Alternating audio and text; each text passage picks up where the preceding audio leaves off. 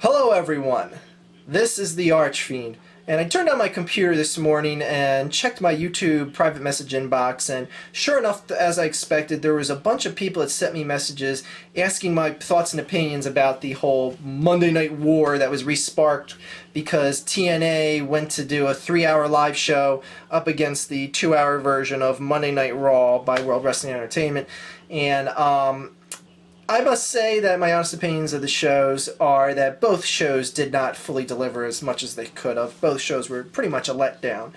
And yes, this video is going to be about professional wrestling, so to my fans out there that don't like or follow professional wrestling, you can move along or continue to watch this video and not understand anything that's being said.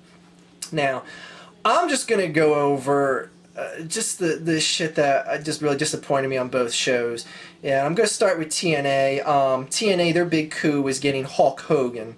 Hulk Hogan is a man who physically cannot move any faster than a rapid walk. He's a man who had just had several matches with Ric Flair and a tour in Australia with Eric Bischoff, and he literally can't even do his patented leg drop finish anymore. He literally can't even take a bump. He literally cannot fall down and hit the canvas because he's so elderly and feeble now. And like I said before, he can't even do his leg drop finisher because, one, he has a titanium hip, and two, he doesn't want to break his other hip. This is the big guy that TNA signed to go, boom, WWE, we got this guy, suck it.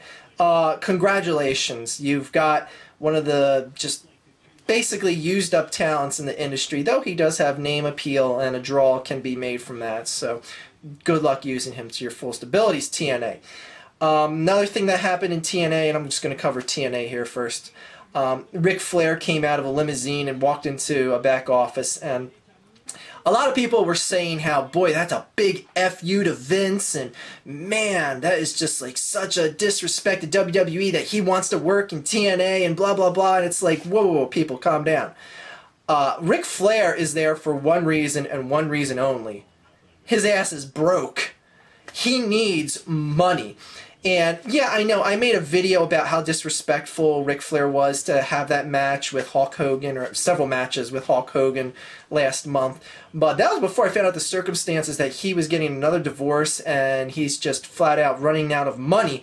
And he's doing this shit basically just to sustain life at this point. And it's so sad and pathetic that someone as tenured in the industry as him, this late in his career, really doesn't have much to show for it other than, you know, several divorces, a lot of world championships, and not much dough to play around with anymore.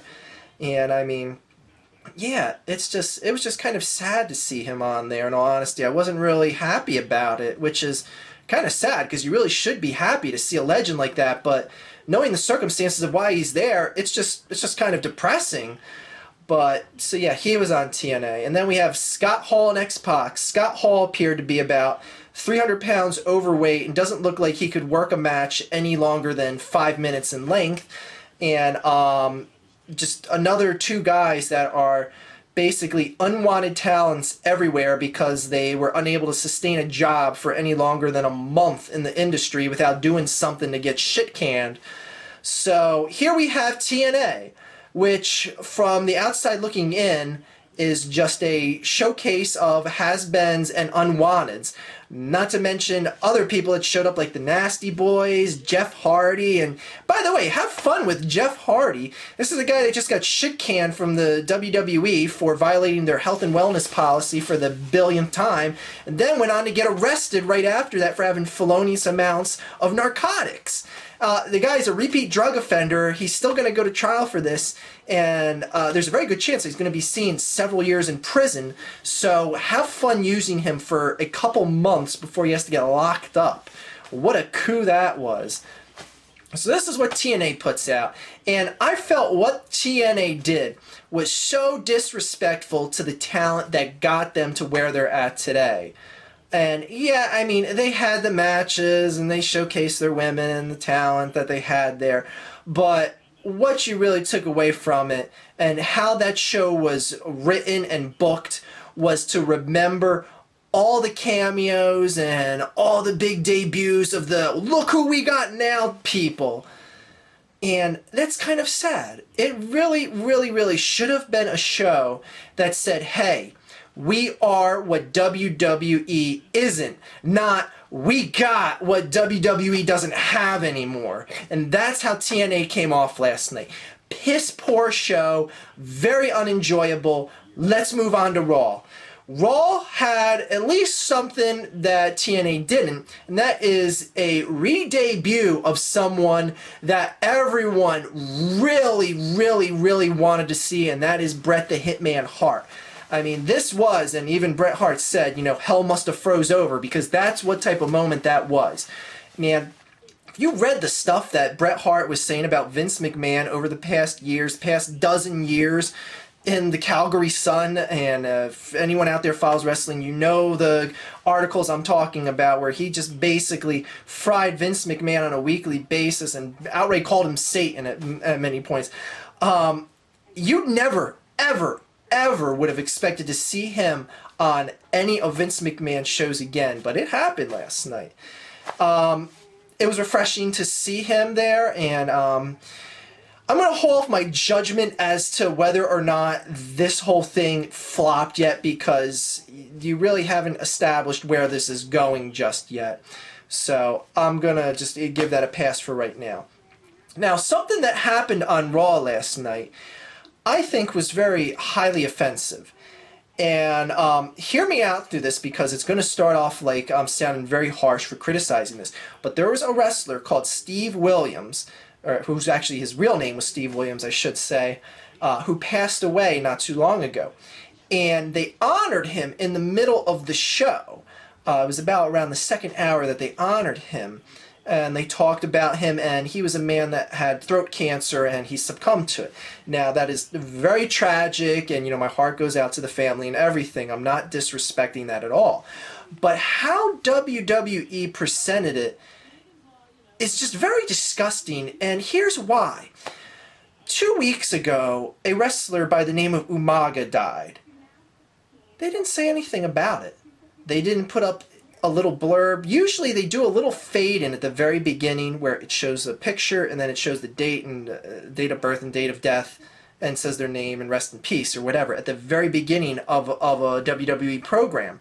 Yet this last night, it was done in the middle of the show, and I had to sit there and think about it. I said, why did they do it like this? Why didn't they honor Umaga? Is it because Umaga died because of possible steroid use and not throat cancer like this Steve Williams guy did?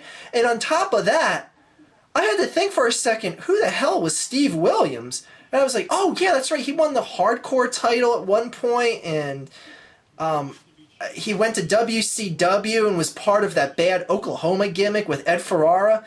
And I was like, this guy warranted a response like this from the commentators? They were talking like this guy worked for the company the week before. I was like, what is this shit? I was disgusted about this for one other reason too, and this may sound like a bit of a twist, but I swear to God, I really think this is what WWE was going for. Stone Cold Steve Austin's name in real life is Steve Williams. I swear to God, I honestly believe they did this because they were going to create a minor buzz about the show. Like, people were going to start, you know, blogging or calling and be like, oh, Steve Williams died? Like, someone would just hear it without, like, seeing the picture or hear them talk, or they'll just hear them talking about it. And they'll hear them say, Steve Williams died, he was a great person, and blah, blah, blah.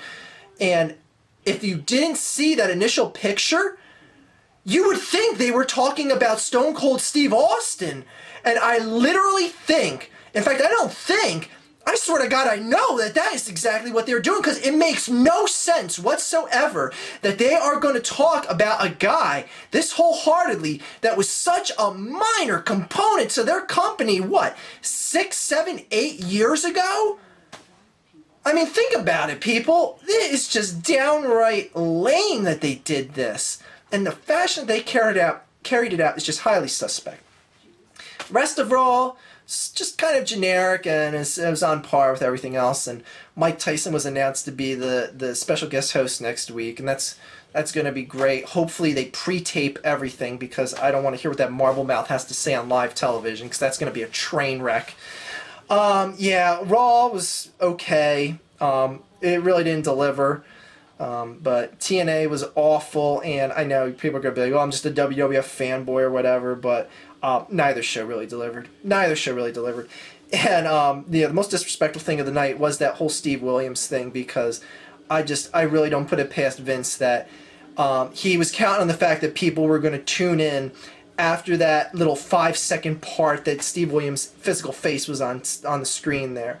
But yeah, just kind of disappointed. But it was kind of nostalgic last night to be flipping back and forth between both shows, and then I watched the entirety of both shows after the fact, after I was flipping through everything, and yeah, it was nostalgic, brought back some good memories, and TNA really had that WCW flavor to it with Hulk Hogan and the NWO style push he's going to be given to his boys, and it's really turning into the Hulk and Friends show, so what else is new? So yeah, that's my thoughts, and a lot of my fans asked for that, so there you go.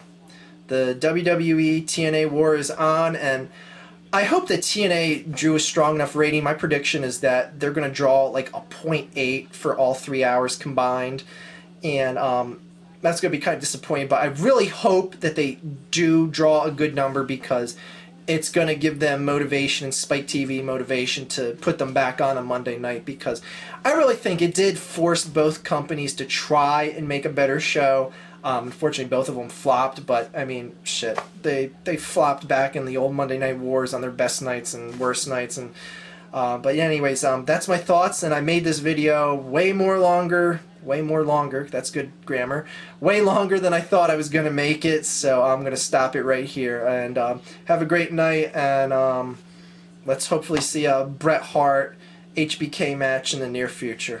Have a great night, everyone.